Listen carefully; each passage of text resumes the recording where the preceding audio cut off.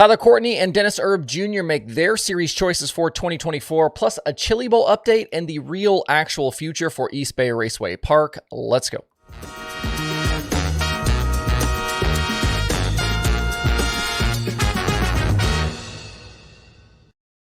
It's Wednesday, January 3rd. I'm Justin Fiedler. This is Dirt Tracker Daily. We'll start the show off with a few news items from the past 24 hours. I had gotten asked in recent days about the 2024 plans for Dennis Erb Jr. He was the 2022 World of Outlaws Late Model Series champion, and yesterday we got some clarity. The Outlaws announced Tuesday that Erb will be back this season to make a run at series title number 2. 2023 was a difficult year for the defending champion, ending the season way down in 8th in the standings. He did pick up a $30,000 win at 81 Speedway in June, but his top 5 and top 10 numbers were down on the year, as was his average finish.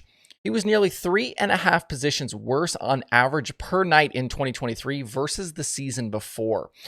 In looking at his whole night, the time trial average was off a bit, as was his heat race finish, so that led to worse feature starts, and then come race time, he just didn't move forward as much as he did during his championship run, so improvements to really be made all the way around. He and crew chief Heather Line definitely have some work to do to try and move up the order this season, especially against a full-time field of Outlaws that looks like it will be stacked yet again. They did have 2 other strong victories last year, though, both $23,000 scores against the Flow Series that happened at Spoon River and Davenport, so this team can still win a lot of places. Erb becomes the 15th driver to commit full-time to the World of Outlaws Late Models for next season. Those drivers on the Outlaw side from a year ago who still haven't announced anything publicly for this season include Chris Madden, Tanner English, and Brent Larson. We know Shane Clanton is also without a ride, and there's no word on his dirt late model future either.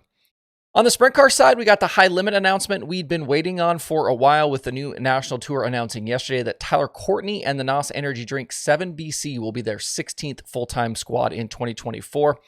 Courtney was the 2021 and 2022 All-Star champion and was probably on his way to a 3rd straight title in 2023 before getting hurt in a crash at Eldora and being forced to sit out several races. Even though he didn't win the title, Sunshine did earn 11 wins this past year, including 9 with the All-Stars and that late season Outlaw score at Port Royal.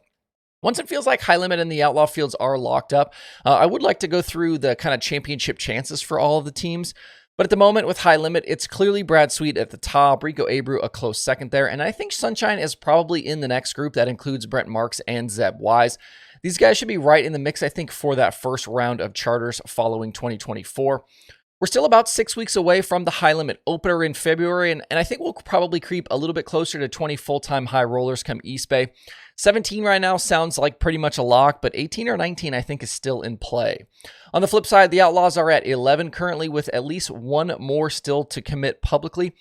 If you want to check out more about High Limit, new series announcer Chase Rodman has relaunched his YouTube channel. He's going to be posting season previews for all of their full-timers and already has videos up for Spencer Baston and Zeb Wise. I'll link to Chase's YouTube channel below and add it to the featured dirt racing channels at youtube.com/DIRTRACKR. I also posted about it in the community tab on the YouTube channel as well.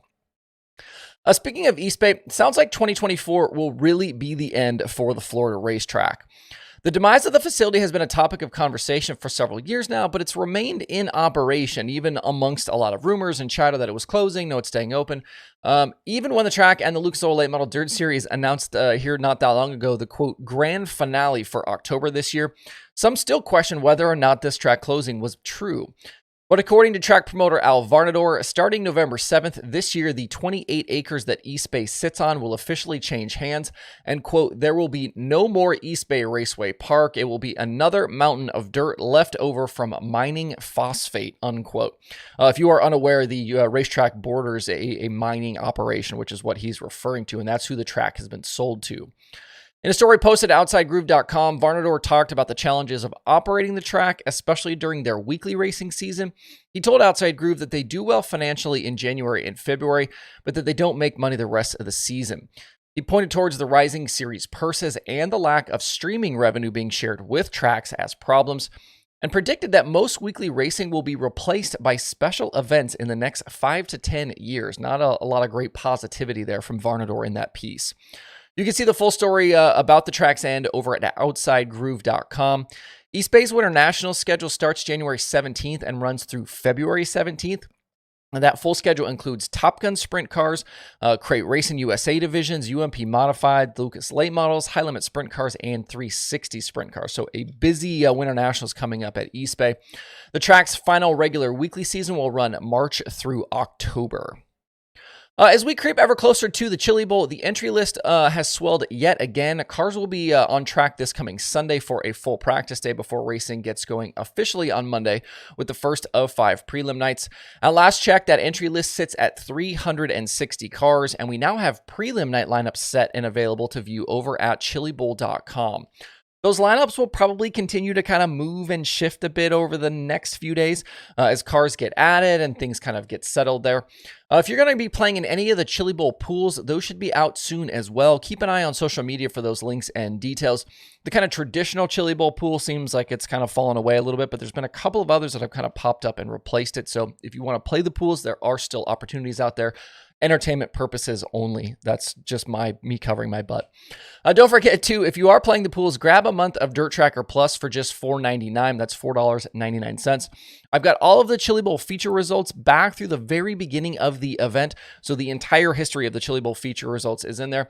And I've got prelim nights back through 2005, all in the DIRTRACKR.com analytics database. Over 2,000 drivers are represented. There's full stat breakdowns. There's analytical tools like driver comparisons. And then you can also look through all of the USAC National Midget stuff, plus Extreme Outlaw Midgets, all of that in the database as well.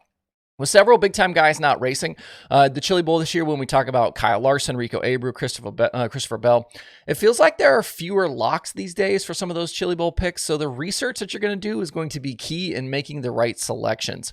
You can do all of your pool research in just one place, and you can cancel anytime. You can get details over at dirttracker.com/getplus. Looking around the other dirt racing shows this week, podcasts and the like, Passing Points has another Down Under episode. Hoagie's Garage has Steve Sinclair and Steve Beitler. Plum Wild has Lucas Rourke. And there are new episodes of The Dirt Reporters from Dirt on Dirt, Dirt Track Confessions, and Getting Up to Speed. To see all the podcasts and their recent episodes, visit dirttracker.com/podcasts. That's it for the show today. Make sure to stop by DIRTRACKR.com and check out the streaming schedule. There is some racing that starts today down in Arizona with the IMCA Winter Nationals getting rolling at Cocopah Speedway. They're going to have 10 race nights through January 13th. They've got modifieds, stock cars, Northern Sport Mods, hobby stocks, and sport compacts all set to compete. Tickets and pit passes are available if you're headed to the racetrack, but if not, you can watch it live all week over on Speed Sport TV. I hope you guys have a great Wednesday out there. We'll see you right back here tomorrow.